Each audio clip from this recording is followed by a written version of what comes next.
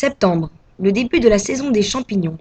Au parc Chabelard de Grenoble, Jean-Paul Georges, mycologue passionné, partage ses conseils cueillettes de champignons dans les meilleures conditions. Si on va dans les bois, donc il faut avoir le couteau et il faut avoir un panier.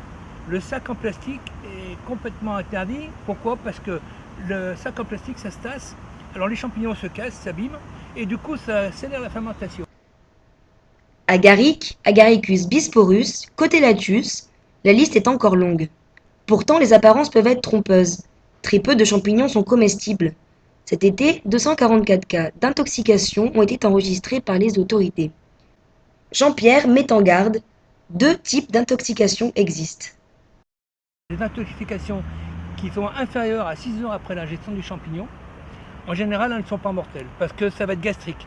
Donc il va y avoir des diarrhées, il va y avoir des vomissements, la personne peut avoir des sueurs, avoir la tension qui baisse. Alors après, il y a le deuxième type d'intoxication, c'est les premiers symptômes apparaissent au-delà de 6 heures.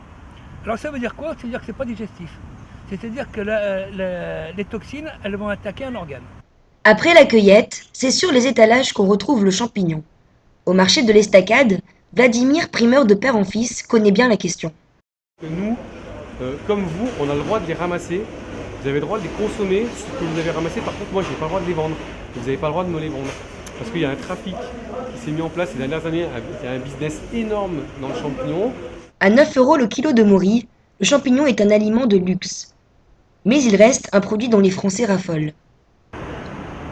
Quelques mètres plus loin, cours Jean Jaurès, Véronique Lega et Catherine Aumasson cuisinent des produits frais au gré des saisons. Dans leur restaurant à ma table, le champignon est bien évidemment l'invité d'honneur dans le menu automnal.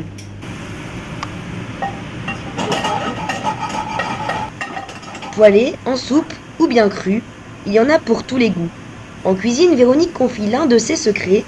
Pour un champignon bien blanc, ajoutez du citron.